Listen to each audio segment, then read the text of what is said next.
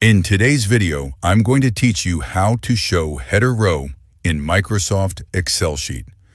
Having a visible header row is essential when working with large sets of data because it helps you keep track of what each column represents even as you scroll through your spreadsheet. This is particularly useful for reports, inventories, or any document with multiple rows that extend beyond the visible screen area. To start, open your Excel sheet and select the row that you want to keep visible at all times. Typically, this will be the first row containing your column headings.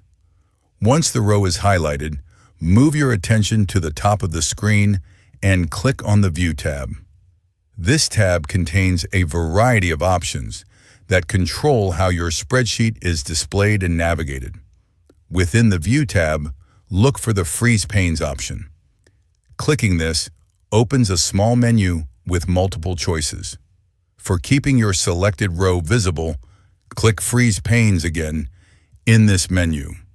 This action will lock the row in place, ensuring that it remains visible no matter how far down you scroll in your worksheet. You can confirm this by scrolling down. You will notice that your header row stays fixed at the top of the screen while the rest of the data moves underneath it. This method is simple, yet it makes working with extensive spreadsheets much more manageable. Freezing the header row not only provides constant context, but also prevents errors that can occur from losing sight of your column labels.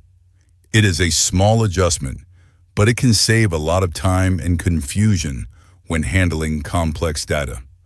Remember, if you ever need to unfreeze the row, you can return to the same Freeze Panes menu and select Unfreeze Panes.